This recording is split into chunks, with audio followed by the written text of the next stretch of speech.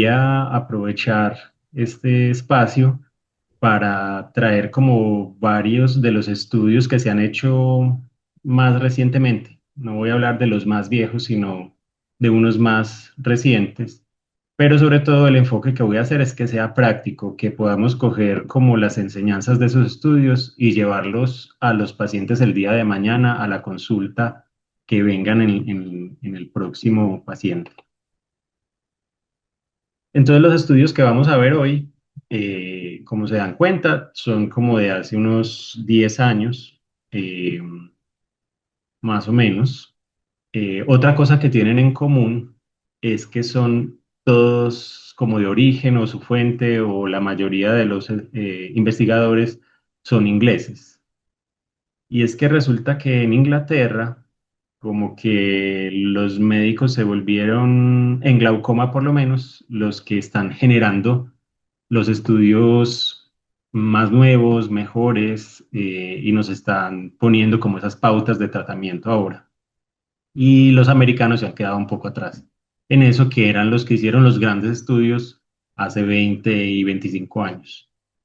Em, una cosa que ha motivado este cambio fue como unos requerimientos que hizo como el Servicio Nacional de Salud de Inglaterra, del Reino Unido, en que los estudios pues fueran enfocados hacia digamos, hacia el paciente y que permitieran diseñar como las reglas, los protocolos de salud y que fueran eficientes, costo efectivos. Entonces cambió un poco como la mentalidad y por eso entonces vamos a ver el UCA GTS, que trata un poco del latanoprost, ¿sí? El LIGHT, que es el láser, trabeculoplastia, el subtrial, que es sobre la iridotomía, el TAX, que es de trabeculectomía, y el EAGLE, que es de FACO. Entonces, esos son los que vamos a ver hoy. Vamos a empezar. El primero es el UKGTS, que, como les estaba contando ahorita, fue como el primer estudio que se hizo, que hizo algunos cambios en la forma como se adquirían los datos y se mm, daba como la información sobre el tratamiento del glaucoma. Entonces, tiene como novedades que normalmente los estudios de glaucoma se enfocaban en la presión, en la progresión de los exámenes, ¿sí? Y sobre todo los medicamentos se enfocaban solo a la presión, presión previa y presión post, con lavados oculares de los medicamentos, para decirnos si bajaban la presión. Pero en este caso, ellos enfocaron el estudio es a lo que les pedía ese Instituto Nacional de Salud, y es saber si esto era importante para que salvara la visión, o sea, si reducía la pérdida de visión en los pacientes con glaucoma de ángulo abierto, y pues fue como algo no esperado, era que no habían estudios. Yo me imaginaría pues pidiendo esa información a algunos administradores, no había, entonces diseñaron este estudio.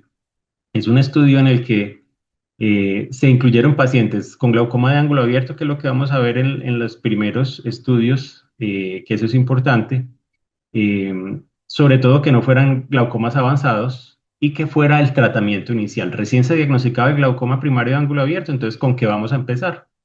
Entonces, como el latanoprost ya se conocía que era un medicamento potente, de una sola aplicación al día, bien tolerado, con pocos efectos sistémicos, entonces, y ya pues habían estudios que habían demostrado que bajaba muy bien la presión, pero ninguno que mostrara que prevenía la pérdida de campo visual. Así que en este lo diseñaron con campos visuales, pero los estudios de campos visuales que se hacían eran diseñados para demostrar la pérdida del campo visual. Se tardaban 5 años en hacer campos visuales y notar esa pérdida.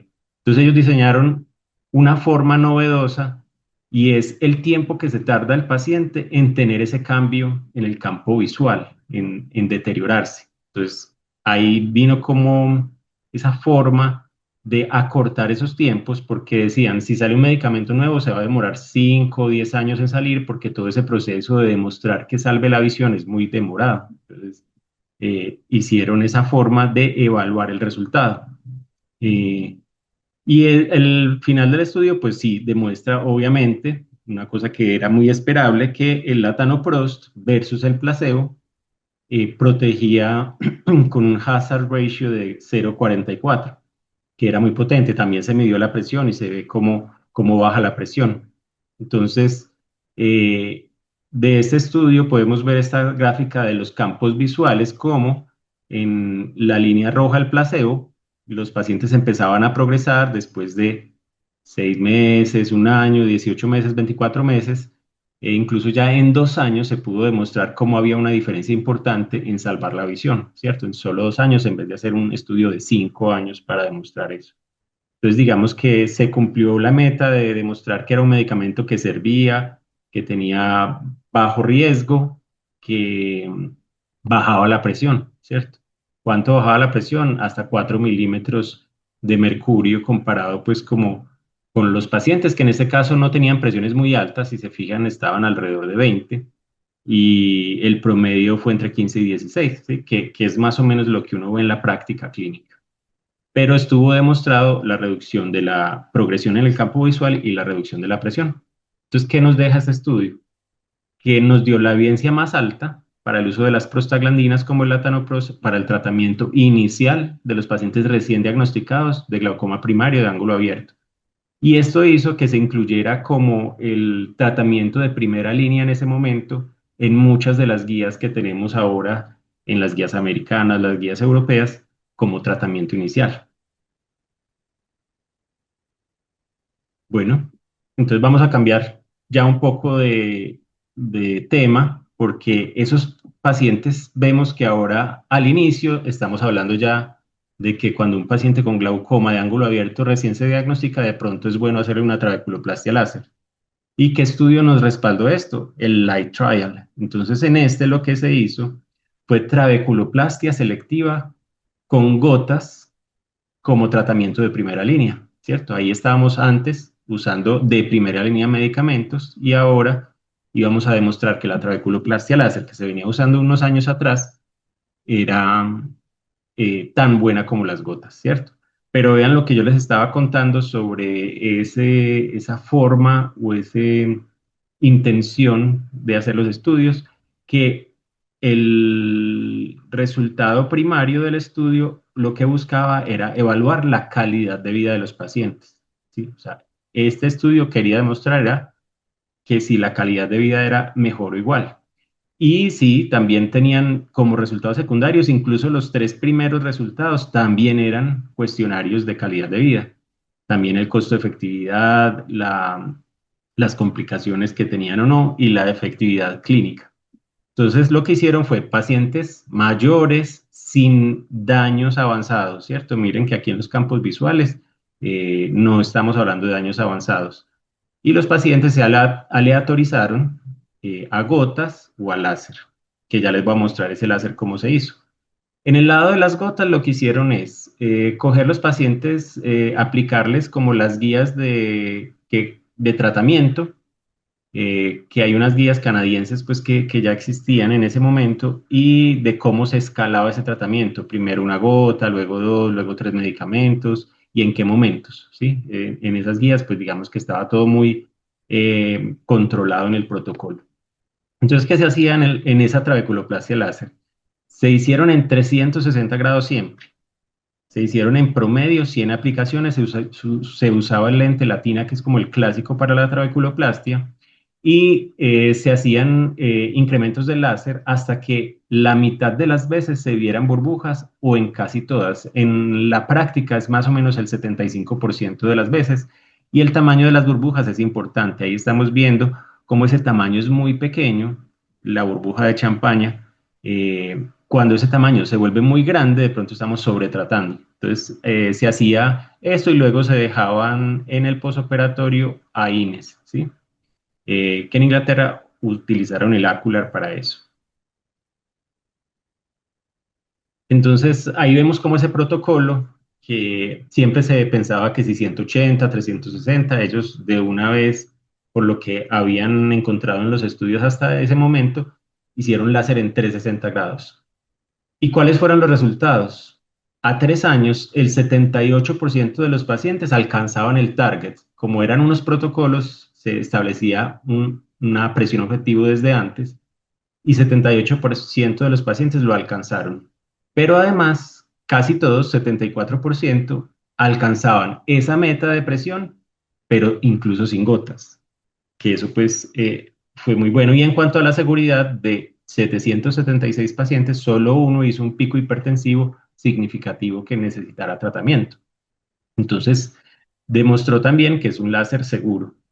Pero es todavía más interesante un reporte que se hizo a los 6 años, ¿sí? En este ya porque el primero era muy a la calidad de vida de los pacientes, que se logró demostrar que era similar en los dos casos, en las gotas y en el láser, pero en el reporte de los 6 años, se enfocaron más en la clínica. Y vemos en azul cómo la progresión del glaucoma, comparado con en rojo el láser, fue un poquito mayor, estadísticamente significativo, ¿cierto? Es pequeño, pero hay una diferencia. Y todavía más claro fue digamos, el tiempo que se tardaban para tener alguna cirugía de glaucoma. Entonces vemos cómo los pacientes con gotas, poco a poco, a medida que pasaban los años, requirieron cirugías de glaucoma y los pacientes que se les hizo láser todavía mucho menos. O sea, ahí sí hay una diferencia importante. Y vean este gráfico. Entonces, a los pacientes que de primero se les hizo la trabeculoplastia láser, el 70% aproximadamente estuvieron sin gotas en ese seguimiento a 6 años ya. Y incluso hablan aquí que al principio no se entendía. Los que empezaron con gotas, hasta un 18% quedaron sin gotas. Pero de esos pacientes, de ese 18%, resulta que la mayoría era que en el estudio estaba contemplado que después de que terminaran esos primeros 3 años, los pacientes podían cambiar a trabeculoplastia láser si lo requerían. Y los que empezaron con gotas, pero se cambiaron a láser, muchos de ellos terminaron sin gotas. Ahora, repetir el láser, eso funciona. Entonces, aquí mostraron que durante esos 6 años repitieron el láser a necesidad y encontraron que durante 6 años 56% de los pacientes solo necesitaron una aplicación de láser, un 34% ya llevaban dos trabeculoplastias y hasta un 10% incluso tres. Y entonces por ahí nos va diciendo que esa es como una buena forma de mantener el resultado, que eso ya lo vamos a mostrar aquí. Lo que hablábamos sobre el deterioro en los campos visuales y los que requirieron cirugías de catarata o de glaucoma, ¿sí? Dice, ven las diferencias, como en naranja los pacientes con trabeculoplastia requirieron mucho menos cirugía e incluso un poco menos de deterioro en cantidad de pacientes. Entonces, ¿qué nos deja el estudio LIGHT? Que la trabeculoplastia láser fue eficaz para reducir la presión y una reducción del 28%, tal como ocurrió con las gotas oftálmicas de prostaglandina.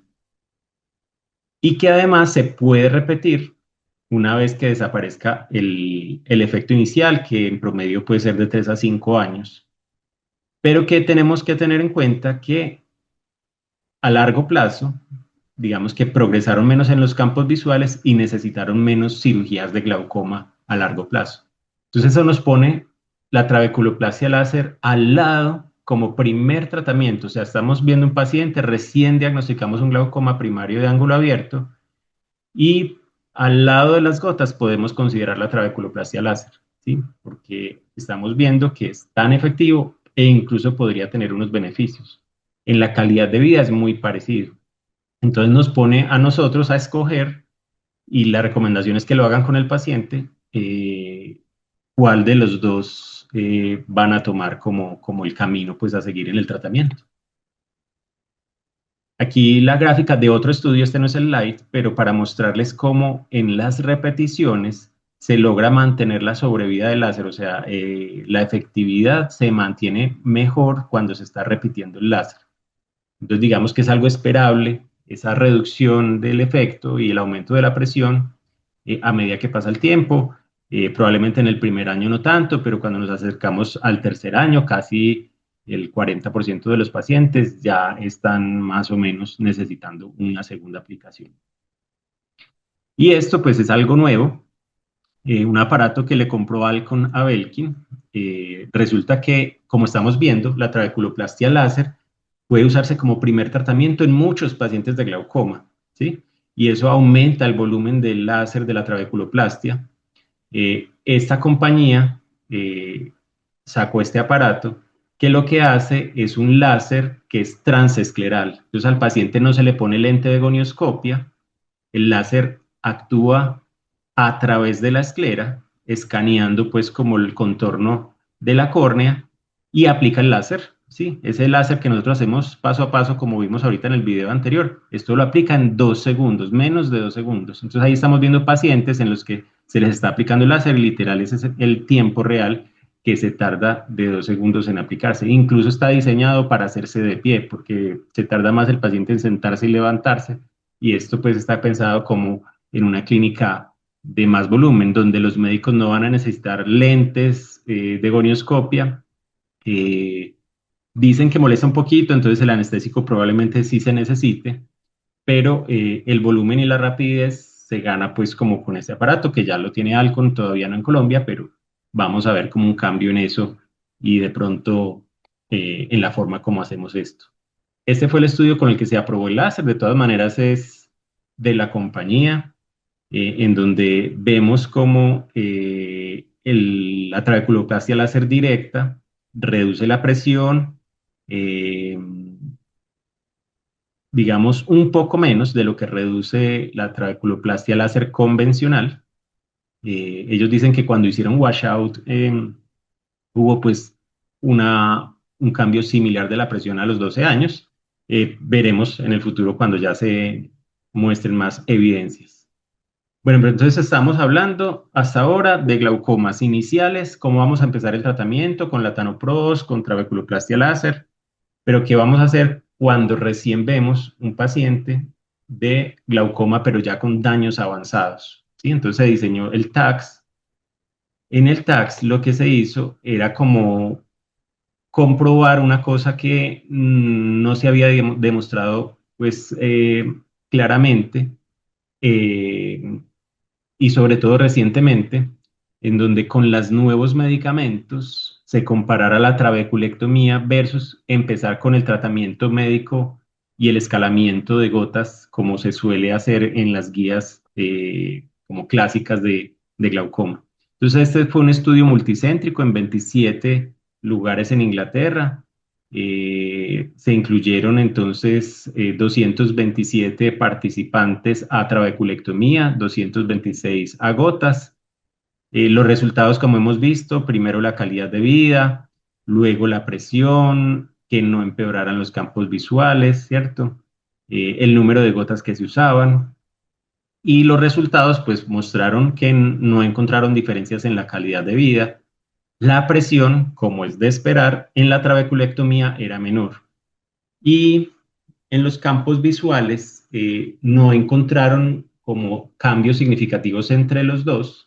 Eh, Sin embargo, pues esto es un estudio no tan largo, ¿sí? Entonces puede ser que todavía no se demuestre esa parte. Pero sí, por ejemplo, en el número de pacientes que estaban sin gotas, también, obviamente los que tenían menor presión, los de la trabeculectomía, tenían menos gotas. Y estos son como los resultados principales, ¿cierto? Entonces, por aquí tenemos la presión intraocular. En las líneas discontinuas tenemos el manejo médico con gotas tradicional y la trabeculectomía en la línea continua, donde encontramos que las presiones se acercan a 12, que es como el resultado, digamos, promedio convencional. Miren pues que los bigotes, ¿cierto? De las barras están pues más amplios, suben desde 18 hasta 6 u 8, que son como los resultados reales de la trabeculectomía. Estos son médicos ya con mucha experiencia en trabeculectomía, logran buenos resultados. Y en los campos visuales, en los primeros 2 años no hubo diferencias. Entonces, el primer reporte del TACS no mostraba diferencia significativa en los campos visuales. Pero cuando se llevó a 5 años, ahí ya se empezaron a notar cómo los pacientes que se les hacía trabeculectomía mantenían más o menos el mismo deterioro y no empeoraban. Mientras que los pacientes con gotas tendían después del segundo año a aparecer pacientes que se descontrolaban y empeoraban. Entonces, en el campo visual, sí se logró hacer como esa diferencia a 5 años. Y quería mostrarles como de la seguridad, que si ya esto es una cirugía más invasiva, que tiene sus complicaciones, y vemos, por ejemplo, los pacientes en trabeculectomía les dieron catarata a 57 pacientes de los 227, pero también a los de manejo médico a 56 pacientes de 226. ¿Y eso por qué sucede? Porque resulta que algunos de esos pacientes que venían en gotas, no se controlaron bien, tuvieron que escalar, no fue suficiente y tuvieron que operar, ¿sí? Y por eso aquí en el manejo médico vemos cómo a 48 pacientes les hicieron trabeculectomía, eh, a 11 pacientes les hicieron trabeculoplastia láser y algunos de los MIGS, válvulas y también pues resuturas, formación de cámara anterior, porque estamos viendo complicaciones de los pacientes que empezaron tratándose con gotas, pero que tuvieron que ser operados finalmente. Entonces, cuando uno escoge en el glaucoma avanzado a un paciente, empezar el tratamiento con gotas y mirar cómo le va, hay que saber que no quiere decir que ya nunca va a tener complicaciones quirúrgicas. Puede tenerlas porque algunos pacientes se descontrolan y terminan operados. Entonces, ¿qué nos deja el TAX? Que a 5 años, la trabeculectomía como cirugía primaria, recordemos que estos son pacientes recién diagnosticados que llegan a nuestro consultorio, encontramos la presión alta, hacemos campos visuales o incluso en el nervio vemos una evidencia de daño severo que amenaza la visión. A estos pacientes vamos a empezarles un tratamiento. Entonces, ahí escoger cirugía filtrante como la trabeculectomía mostró en contra de las gotas que, digamos, había menor progresión a largo plazo, ¿cierto? Entonces, si yo le hago la cirugía al inicio, probablemente a largo plazo hayan más pacientes controlados y menos pacientes que progresaron el glaucoma. Bueno, entonces aquí voy a cambiar de presentación. Eh, Quería, si pueden, para que hagamos un poquito de esto más práctico, escanear ese QR o entrar a menti.com, ahí hay un código que les va a pedir para que hagamos como esta práctica de este caso. Este caso es un paciente hombre de 72 años que consulta por ojo seco, ¿sí? Que como antecedentes tiene eh, un bloqueo ventricular, tiene Parkinson y la agudeza visual en el ojo derecho 20/30, en el ojo izquierdo 20/25, una biomicroscopía normal, en el agonio el ángulo está abierto y encontramos las presiones altas. Y al hacer el examen encontramos estos exámenes.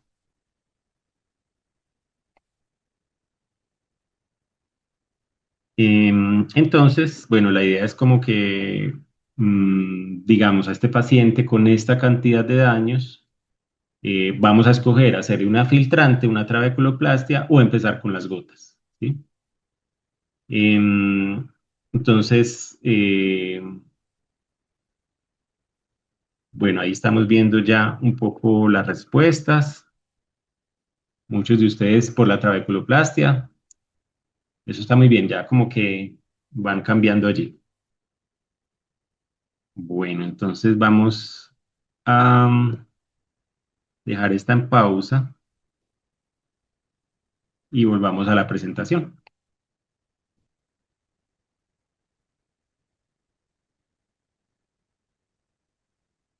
Bueno, entonces ahora vamos a dar un giro, ¿sí? Estamos viendo qué hacer con los pacientes con glaucoma de ángulo abierto, pero incluso en Colombia hay mucho cierre angular. Entonces vamos a hablar un poquito de eso. Entonces en el cierre angular hubo hace muchos años una clasificación para que se usara en los estudios. En los estudios, digamos, como que las definiciones cambiaban tanto que no había forma de comparar los estudios. Entonces Paul Foster y Harry Quigley se unieron, escribieron y definieron el glaucoma por sierra angular, cómo deberíamos llamarlo y definirlo. Entonces hicieron esas tres categorías que ya de pronto algunos las conocen. La sospecha por glaucoma de sierra angular. En este, lo que encontramos es lo que llamábamos antes un cierre anatómico. Entonces vemos como en el ángulo hay un cierre angular, pero el paciente no tiene ni hipertensión, no tiene la presión intraocular alta, no tiene sinequias en el ángulo, simplemente está cerrado. O un paciente que tiene algo más, tiene además de ese cierre anatómico, tiene otra cosa, o la presión alta, o tiene de pronto sinequias, entonces a ese le llamamos cierre angular primario. Porque ya llamamos glaucoma, pues cuando hay daños. Entonces a ese le llamaremos glaucoma de ángulo cerrado, y esto es como para que hablemos en los mismos términos. Hace muchos años se demostró que la iridotomía en el cierre angular primario, o sea, en esos pacientes que tenían más que un cierre anatómico, que ya tenían la presión alta o sinequias, la iridotomía les abría 2 grados de Schaefer y evitó aumentos de la presión o disminución de la visión en el 97% de los casos. Entonces quedó muy claro que si encontrábamos un paciente en esas condiciones con un cierre angular primario, pues hay que hacerle una iridotomía, ¿cierto? Muy, muy claro y demostrado hace muchos años. Pero resulta que en los glaucomas por cierre angular, en los pacientes que ya tienen glaucoma, 90% de esos pacientes van a requerir medicamentos y la mitad de ellos cirugías. Entonces, parece que la iridotomía sí hay que hacerla en glaucoma por cierre angular, pero ya sabemos que no va a ser suficiente. A esos pacientes vamos a tener que usar más cosas. Y está también el paciente con la sospecha de cierre angular primario, ese paciente que viene por cualquier cosa, encontramos bien la presión, el nervio tiene una excavación de 0,2, rosado, claramente no tiene ningún daño, y en ese paciente, pues, ¿qué vamos a hacer? ¿Cierto? Entonces, este estudio quería saber si a esos pacientes haciendo la iridotomía podían prevenirse las progresiones hacia el cierre angular primario y el glaucoma. Entonces, este también tiene un diseño como muy especial porque no se había hecho. Es un estudio controlado y ya es intervencionista. A los pacientes pues les van a hacer láser, pero lo que hicieron fue que a los mismos pacientes le hacían un ojo láser y el otro nada, observación. Y esto fue un estudio monumental que se hizo en esa ciudad de China, en donde se revisaron 12.000, casi 12.000 pacientes. De esos se encontraron 890 que finalmente pudieron, pues tenían sospecha de cierre angular primario y querían participar, ¿cierto? Entonces se asignaron uno de sus ojos a recibir iridotomía con láser y el otro a hacerles observación. Entonces es un estudio muy bien controlado porque la comparación no va a variar si tienen mayor edad, sexo, o sea, todas las condiciones del paciente no varían. Entonces tiene como esa comparativa muy buena. ¿Cuál fue el resultado? Entonces, los pacientes que les hicieron láser, 19 alcanzaron el fin, o el final o el objetivo del estudio, mientras que los que se observaron, 36. Sí se nota que los pacientes que simplemente se observaron, pues tenían más eventos. En cambio, los pacientes con láser tenían menos. Pero aquí entonces vamos a ver que es poco, ¿cierto? O sea, de 890 pacientes, 19 y 36 fueron los que tuvieron algo y que tuvieron. Entonces, en los pacientes se presentó glaucoma agudo, en los que le habían hecho láser en un paciente. Y lo hizo luego del protocolo en el que del estudio en el que se dilataba el paciente. Y los pacientes de control que estaban, o los pacientes no, los ojos de los pacientes que estaban sin láser, a 5 les dio glaucoma agudo. Pero de esos 5, incluso 3 era porque se dilataron, ¿sí? Entonces, aquí vemos que sí ocurre glaucoma agudo, pero que es en una frecuencia muy baja. La presión sí se subió en el láser con iridotomía en 3 pacientes y en el control 5. Todavía muy baja, menos el láser, pero muy bajo el número de pacientes. Sinequias, a 15 pacientes de los 890 y a 30 en el grupo control. Y esto fue por 6 años. Este estudio estaba pensado, no recuerdo si a 4 o 5 años, y lo tuvieron que extender a 6 años porque no alcanzaban a tener el suficiente número de pacientes para demostrar algo. Entonces, finalmente, ¿qué nos deja este estudio, pues como tan grande, que duró 6 años, me imagino bastante costoso? Que la iridotomía es un procedimiento seguro. O sea, en tantos ojos que se hizo iridotomía, no hubo realmente complicaciones. Y la iridotomía profiláctica disminuye la probabilidad de progresión hacia el cierre angular o incluso de glaucoma agudo en algunos casos, pero las presentaciones fueron muy raras, incluso dilatando los pacientes. Entonces, ¿qué nos deja este estudio? Pues que de pronto los pacientes con sospecha de cierre angular primario, que son esos pacientes que ni tienen daños, que no tienen presiones altas, que no tienen sinequias, que solamente tienen el ángulo anatómicamente estrecho, se benefician de una iridotomía porque reduce la probabilidad de eventos adversos, de, de aumentos de presión, sinequias o incluso un glaucoma agudo, pero la ocurrencia de ellos es baja, ¿sí? Y eso ahorita más adelante lo voy a volver a mencionar para que lo tengan presente.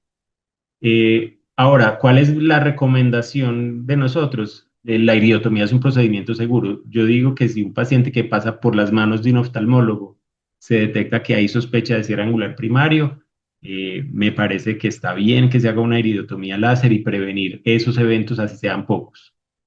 Lo que sí no es que a nivel de salud pública deberíamos como hacer planes para revisar a todos los pacientes que tengan cierre angular primario y hacerles iridotomía. Este estudio demuestra que es muy poco costo efectivo. Bueno, entonces eso es para los pacientes con sospecha de cierre angular primario, con cierre angular primario que dijimos que había que hacerles iridotomía. Pero ¿qué pasa con los pacientes que tienen glaucoma por cierre angular? Entonces, se habían visto como pacientes con glaucoma se les hacía cirugía de catarata y la presión mejoraba, sobre todo los pacientes que tenían glaucoma por cierre angular. Entonces, nació este estudio, en el cual es un estudio pragmático, o sea, como de pacientes de la vida real. Se le entregó como el protocolo a las clínicas y los médicos pudieron como tomar decisiones más libres de eso. No solo se hizo en Inglaterra, pero nació allí. Y lo que hizo fue comparar la iridotomía con la facoemulsificación, incluso en pacientes sin catarata, porque cuando tienen catarata, pues la decisión es fácil, ¿sí? La faco en vez de la iridotomía es mejor, porque mejora también esa catarata sintomática del paciente, pero aquí están evaluando pacientes que no tenían catarata clínicamente significativa, que el paciente todavía tuviera una buena visión, y decidir si se les hacía una iridotomía o se les hacía una faco. Pues vamos a ver qué fue lo que hicieron. Incluyeron 420 pacientes, algunos tenían cierre angular primario, o sea, no era solo en pacientes con glaucoma, pero estos pacientes que tenían cierre angular primario era porque tenían presiones mayores a 30.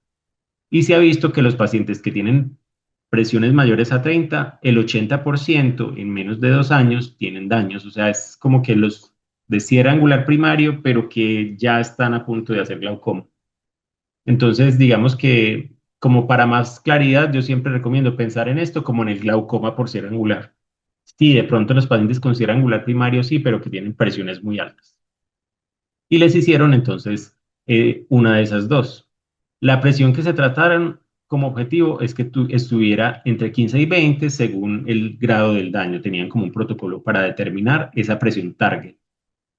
Entonces se hizo la FACO o se hizo el láser y se agregaba el escalamiento de gotas según el médico tratante, o sea, había como esa libertad y por eso estudio se le llama como pragmático, que sea como de lo que se hace en la consulta. La presión final entonces en los pacientes que se les hizo FACO fue de 16 y los que se les hizo iridotomía fue casi 18 y el empeoramiento, por lo menos en este seguimiento corto de los campos visuales, fue similar, ¿cierto? Aquí estamos viendo entonces lo que sí fue diferente y es la cantidad de medicamentos que necesitaron los pacientes después.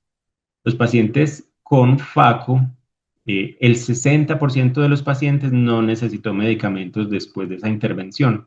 En cambio, como habíamos visto antes en la iridotomía, La mayoría, aquí solamente el 20% pudieron estar sin gota. La mayoría necesitan medicamentos. Entonces aquí sí empieza esa FACO a hacer diferencias. Y aquí quería como resaltar eso. Entonces, 90% de los pacientes que se les hizo FACO eh, tuvieron una respuesta buena, alcanzaron la presión objetivo, ¿sí? Y no necesitaron en 3 años cirugías adicionales. Mientras que en la iridotomía láser, el 67% logró eso. Pero además, el 64% de pacientes a los que se les hizo FACO no necesitaron ni siquiera medicamentos para lograr ese resultado. Mientras que en los pacientes que se hizo iridotomía, solamente el 17%. Entonces, ¿qué nos aporta este estudio? En este estudio está dirigido a los pacientes recién diagnosticados con glaucoma por cierre angular y cierre angular primario, pero con presiones muy altas. En ese, la FACO se mostró como una alternativa a la iridotomía, en donde la progresión del glaucoma era muy similar, pero cuando ya vamos a mirar la calidad de vida, la cantidad de medicamentos y las necesidades de cirugías a futuro, la FACO incluso es un poco superior. Y estamos hablando de pacientes sin catarata, ¿cierto? Porque como hablamos, recién diagnosticamos un paciente con glaucoma por cierre angular, acaba de llegar, vemos que tiene el agonio y el ángulo cerrado, vemos el nervio dañado o tenemos un campo visual que lo demuestra y vamos a empezar un tratamiento en el paciente. Tenemos que escoger si hacerle una iridotomía o una FACO, pero si tiene una catarata sintomática en la que ya no ve bien, pues definitivamente la FACO nos va a resolver eso. Si no tiene FACO, entonces tenemos que decidir entre la iridotomía y la FACO. Pero tampoco es el mensaje que les quiero dar, no es como para todo el mundo. Eh, y es para los pacientes con glaucoma por cierre angular, ¿sí? No esos pacientes que tienen un cierre anatómico, ¿cierto? Que eran los que estamos hablando ahorita en el subtrial, en donde no se ha subido la presión, digamos que no tienen sinequias, es un cierre anatómico. En esos pacientes, incluso como vimos en ese estudio durante 6 años, es muy raro que hagan ni glaucoma agudo, ni presiones altas, ni sinequias. Es muy raro que en 6 años progresen. Esos pacientes no son los que les vamos a hacer FACO para abrir ese ángulo anatómico, ¿sí? Ahora, ¿por qué también es importante y ese mensaje a quienes no? Resulta que la facoemulsificación en pacientes con ojos pequeños trae un poco, digamos, de complicaciones inesperadas, ¿sí? Entonces también es importante saber a quiénes vamos a aplicar ese estudio. La parte refractiva, vamos a lograr esa visión que el paciente necesita, ¿sí? Porque si no tiene catarata. Miren en este estudio, por ejemplo, cómo eran ojos pequeños que necesitaban poderes muy altos, ¿sí? De lentes intraoculares. Eso les debe llamar la atención cuando ustedes ya tomaron la decisión, hicieron la biometría, están calculando un lente muy alto. Esos pacientes puede que no tengan ninguna complicación, pero muchos necesitaron igual iridotomías, eh, reparaciones de desprendimientos de retina. Y por aquí también vemos que van a tener más complicaciones en el posoperatorio. Entonces vemos por aquí, muchos no tuvieron nada, pero otros tuvieron uveitis, tuvieron glaucoma maligno, eh, efusiones coroideas, glaucomas malignos, y miren el porcentaje de pacientes. O sea, cuando estamos hablando de pacientes que tengan una longitud axial por debajo de 20, no es como una FACO común. O sea, aquí ya estamos aumentando el riesgo. Con una longitud axial entre 20 y 21, digamos que mientras la presión haya estado bien, no hayan, pues como otros antecedentes, podemos hacer una cirugía muy parecida como a lo que hacemos normalmente, pero por debajo de 20 de longitud axial sí tenemos que hacer modificaciones para evitar esas complicaciones. Bueno, y quería aprovechar este momento también para que hagamos el otro ejercicio.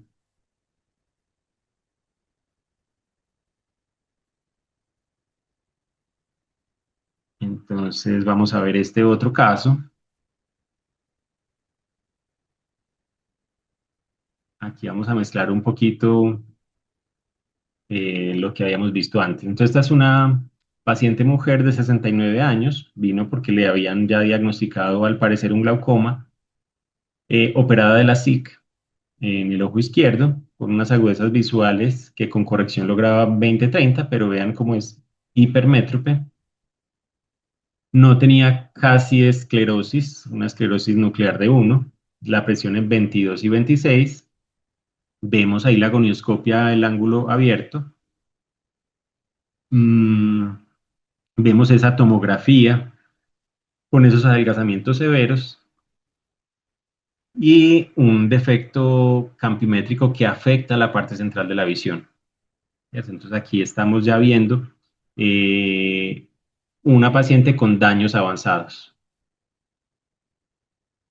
Bueno, parece que no me está. Ah, bueno, ya por ahí alguien respondió. De la trabeculectomía, ¿cierto? Entonces aquí podemos aplicar el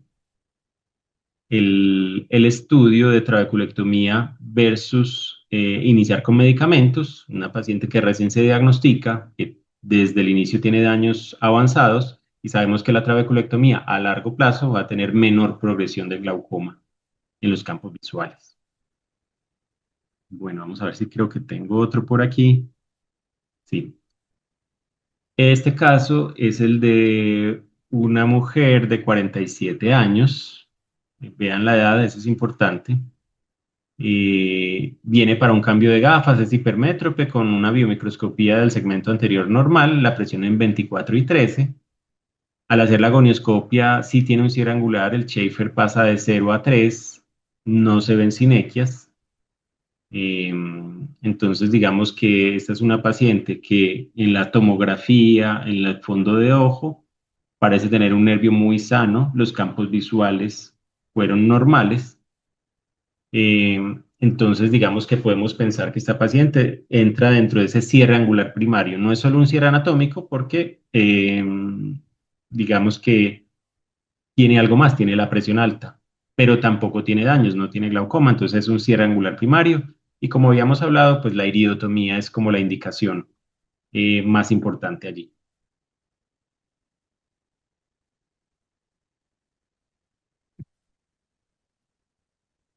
Bueno, volvamos ya para terminar.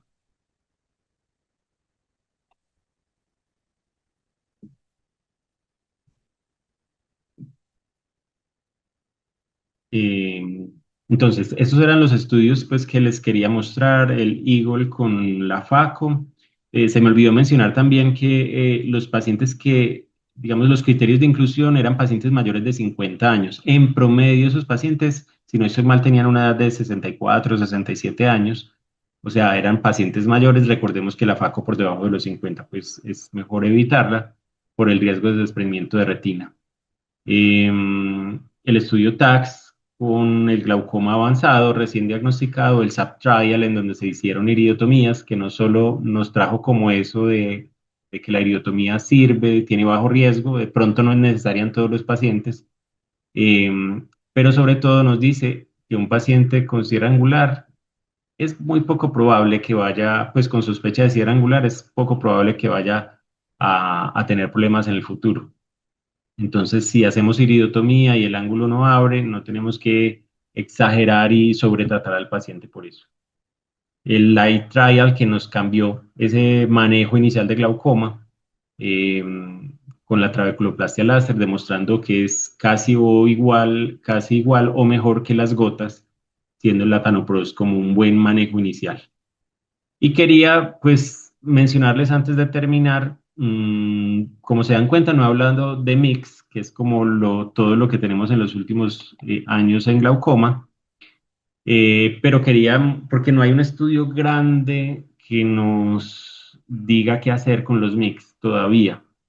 Son muchos y agruparlos ha sido difícil.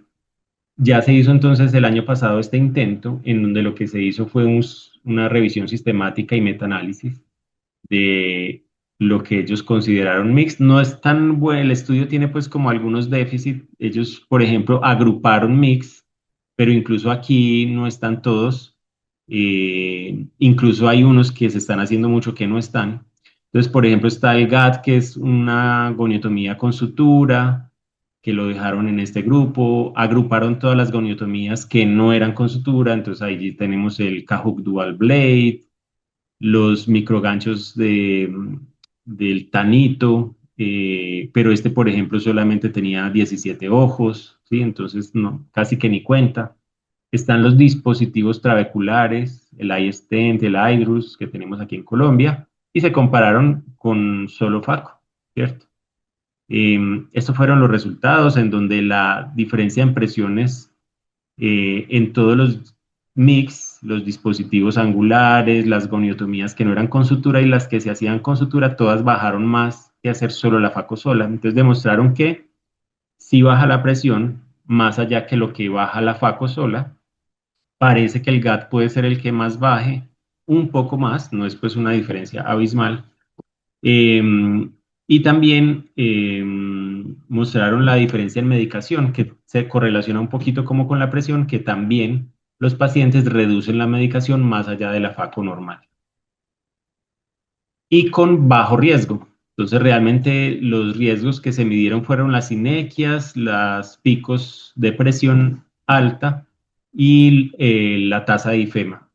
Y realmente son bajas en general, de pronto resaltar en el IFEMA que los stents o los bypass trabeculares fueron muy bajos del 4% de los IFEMAs, en las suturas hasta el 30% y en la mitad están las goniotomías que no usan sutura, que tienen alrededor de un 15%, pero claro, como aquí mezclaron tantas cirugías, casi que tendríamos que pormenorizar en cada una realmente cómo son estas complicaciones para saber.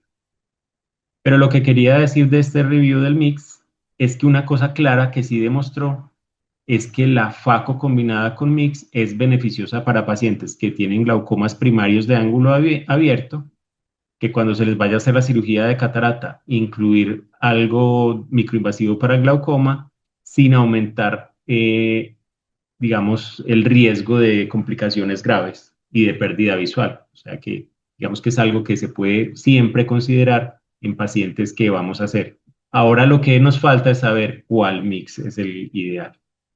Bueno, eso era lo que tenía para ustedes hoy. Muchas gracias y quedo atento a las preguntas.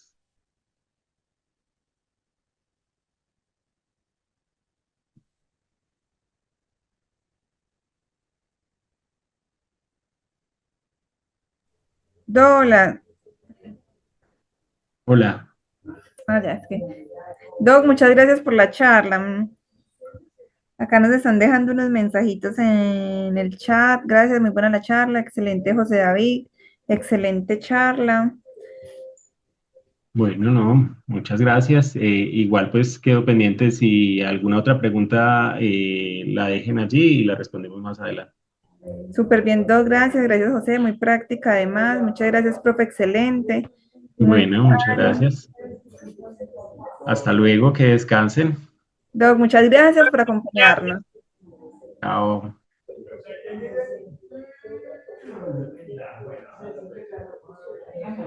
Muchas gracias a todos. Feliz noche.